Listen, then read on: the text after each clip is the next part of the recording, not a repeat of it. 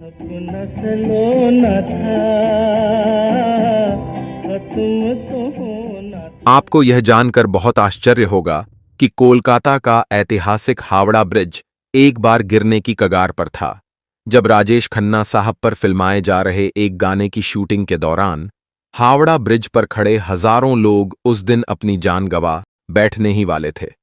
दोस्तों, इस गाने को आवाज देने वाले गायक थे दिग्गज किशोर कुमार। यह बात अविश्वसनीय लगती है कि शूटिंग के दौरान कैसे इतना बड़ा ब्रिज टूटने की कगार पर था। लेकिन हां दोस्तों, यह सच है।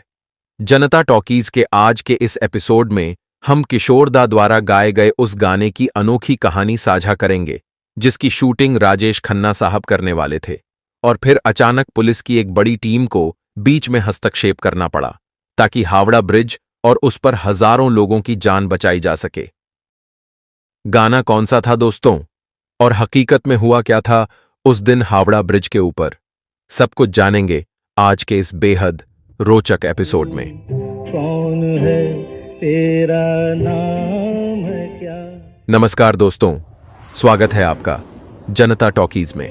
संसार की बातों से भीग गए तेरे नैना।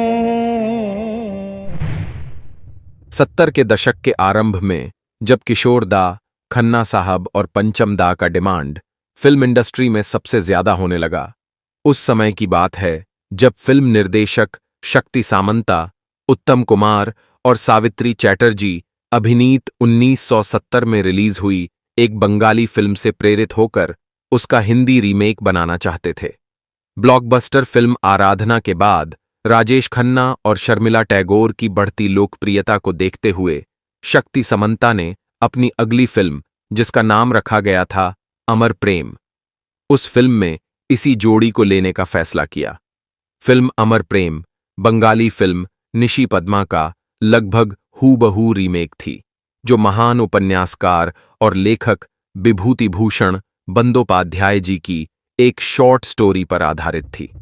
বুঝলে নটবর, তুমিও যাবে না, আমিও যাব না, না না না, আজ রাতে আর যাত্রা শুনতে যাব না।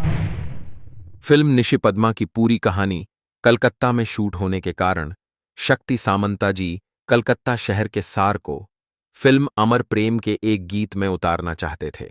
फिल्म का मुख्य आकर्षण था गाना चिंगारी कोई भड़के, जिसे किशोरदा को गाना था।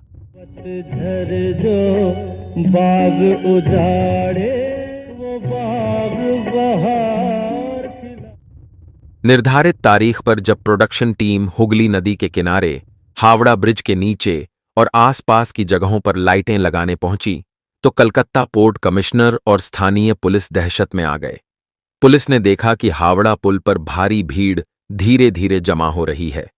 1-2 घंटे के भीतर ही ब्रिज के पास 1 लाख से अधिक लोग जमा हो गए, सिर्फ अपने सबसे चहेते अभिनेता राजेश खन्ना और उनके साथ शर्मिला टैगोर की एक झलक पाने के लिए।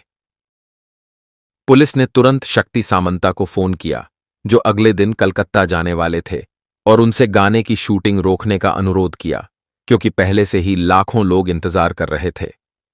वहां मौजूद पुलिस टीम को आसानी से समझ आ गया था कि अगर अभी यह हाल है, तो जब शूटिंग शुरू होगी और जब राजेश खन्ना और शर्मिला टैगोर की नाव हावड़ा पुल के नीचे से गुजरेगी, तो पूरी जनता हावड़ा पुल के एक तरफ झुक जाएगी, जिससे पुल को भारी नुकसान हो सकता था या पूरा पुल ही टूट सकता था, जिसके परिणाम स्वरूप डूबने या भगदड़ में लाखों लोगों की मौत हो सकती थी।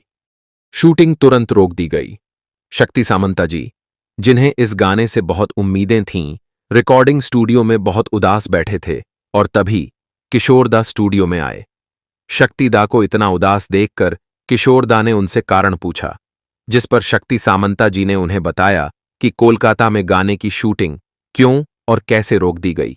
यह सुनकर किशोरदा भी काफी परेशान हो गए, लेकिन उन्होंने पूछा, शक्तिदा, क्या आपने इस गाने की शूटिंग के लिए कुछ नया प्लान किया है?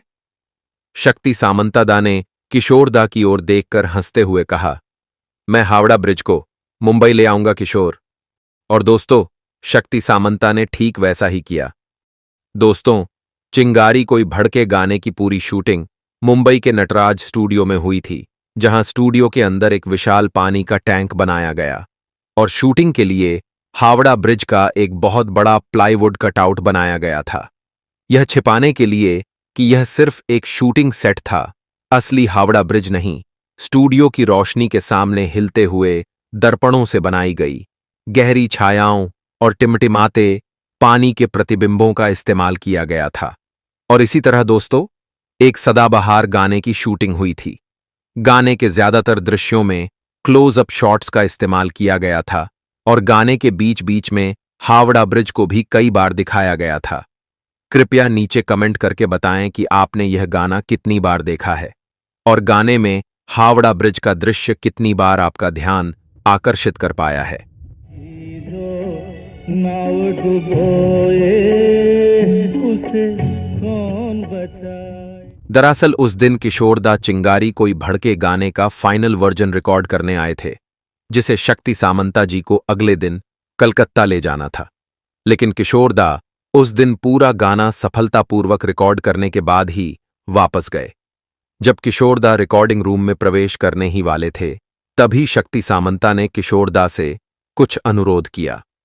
किशोर, मैं तुमसे अनुरोध करता हूं कि तुम इस गीत को कुछ इस तरह से रिकॉर्ड करो कि जब भी कोई इस गाने को देखे, उसका पूरा ध्यान गीत पर ही रहे, न कि उसके दृश्यों पर। चिंगारी कोई भड़के तो सावन। दरअसल किशोरदा ने इस गीत को इतनी मर्मस्पर्शी अंदाज के साथ रिकॉर्ड किया था कि देखने वाले पूरी तरह भूल गए कि वे असली हुगली नदी और हावड़ा ब्रिज को नहीं, बल्कि बॉम्बे के नटराज स्टूडियो में फिल्माया गया एक गाना देख रहे हैं। मंदिर टूटा सपनों का, लोगों की बात नहीं है। चिंगारी कोई भड़के को आज बॉलीवुड के इतिहास में सबसे सफल कोलकाता गीत माना जाता है, जबकि इस गीत का एक भी दृश्य कोलकाता में फिल्माया गया ही नहीं था। जो बाग बहार में उजड़े से कौन खिलाए। पंचम दा का शानदार संगीत, राजेश खन्ना साहब और शर्मिला जी का यादगार अभिनय और किशोर दा की जादुई आवाज के साथ आनंद बख्शी साहब के सुनहरे बोल इस गाने को हमेशा के लिए अमर बना दिया है। आज भी जब हम इस गाने को सुनते या देखते हैं, हम इस गाने के साथ साथ एक अलग ही दुनिया में खो जाते हैं। लोगों की बात नहीं है, किस्सा है अपनों का। फिल्म अमर प्रेम के गानों के बारे में अपनी राय जरूर कमेंट करें। अगर आपको जनता टॉकीज का यह एपिसोड पसंद आया हो तो वीडियो को लाइक, शेयर और हाइप करें। और एंड स्क्रीन में दिए गए वीडियो में कुछ तो लोग कहेंगे गाने की मेकिंग देखना न भूले, जहां पंचम दा ने खुद स्वीकार किया था कि कुछ तो लोग कहेंगे गाने का संगीत वास्तव में किशोर दा ने तैयार किया था, न कि पंचम दा ने। जनता टॉकीज को सब्सक्राइब करें और हमेशा हमारे साथ जुड़े रहें। बहुत बहुत धन्यवाद दोस्तों। चिंगारी